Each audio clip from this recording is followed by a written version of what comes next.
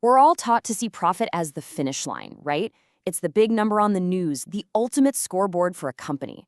But what if I told you that number is often just a carefully constructed illusion? Today, we're going to pull back the curtain and see how even billions in reported profits can be a dangerous lie. So let's just start with a crazy question. Is it possible for a company to look amazing on paper? I'm talking $1 billion in profit, while at the same time it's actually making its investors poorer with every single move it makes? The answer, weirdly enough, is a definite yes. And figuring out why is going to change how you look at business forever. This whole paradox, it's at the very heart of what we can call the wealth illusion.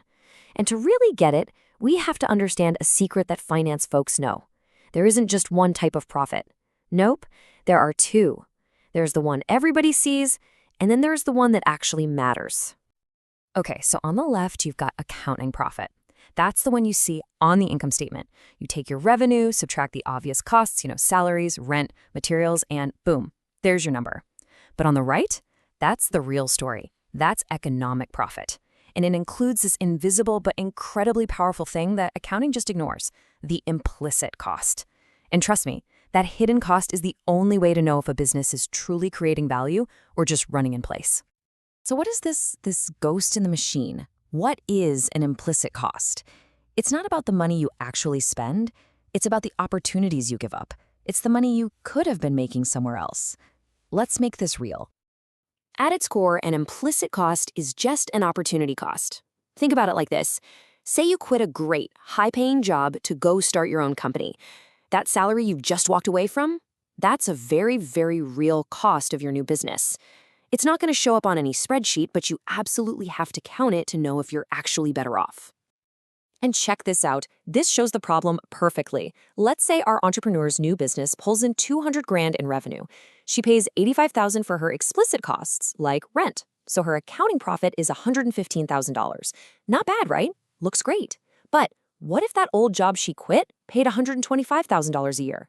When we subtract that implicit cost, that foregone salary, her economic profit is actually negative $10,000. She is literally working harder to become poorer.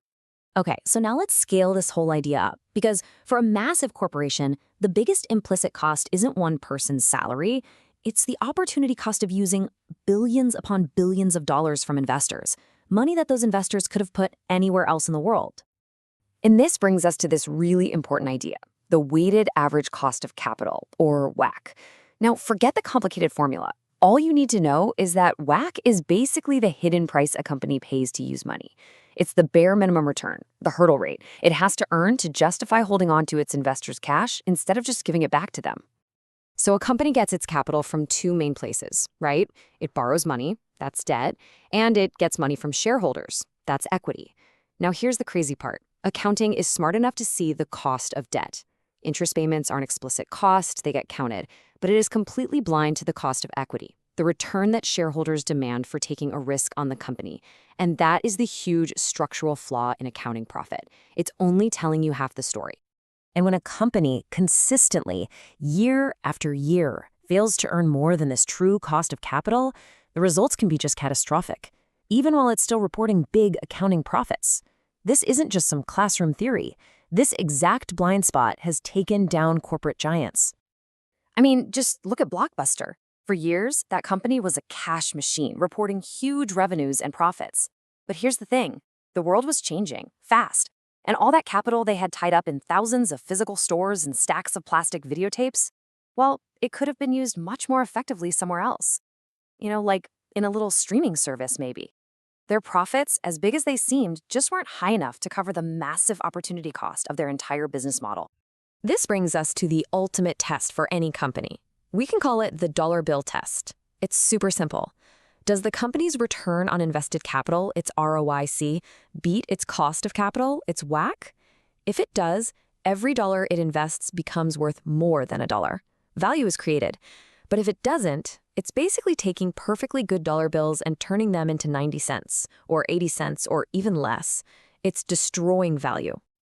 So what does a great company look like? It looks just like this. It's generating a 15% return on its capital, but the cost of that capital is only 10%. That 5% positive spread, that is the engine of real wealth creation. This is what you want to see. This company is a true value-creating machine. It's not just making money, it's passing that dollar bill test with flying colors. It's deploying capital so well that it's generating returns way above what its investors could get anywhere else. This, at the end of the day, is what drives a company's value up over the long term. But then you have this scenario. Now look closely. The company is still profitable, right? It's earning a 7% return, but its cost of capital is 10%. That negative 3% gap, that represents wealth that is literally being vaporized with every single dollar the company reinvests into its own operations. And this is the whole point. Even with positive accounting profits, this company is a wealth-destroying machine. It would be better for absolutely everyone, the investors, the economy, if it just stopped reinvesting and returned that capital to its shareholders so they could go put it to work in a company like the one we just saw. You might think this is a pretty rare problem, something that only happens to failing companies. But the truth is, the consequences of ignoring economic profit are all around us. They shape our entire economy. This misallocation of capital creates a whole landscape of what economists call zombie firms. These are companies that are basically the walking dead of the corporate world. They're technically alive. They make enough cash to pay their bills, maybe even report a small profit, but economically, they're dead.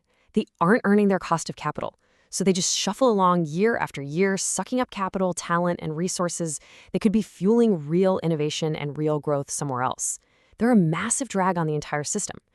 So all of this leaves us with a pretty deep question, doesn't it? If the profit number we see on the news is often just an illusion, then what's the real measure of success? It's not just about making money. It's about creating real economic value. So the next time you see a CEO on TV celebrating $1 billion profit, just ask yourself, is this company a true value creator turning $1 into 2? Or is it just a really well-disguised zombie slowly eating the future to pay for today?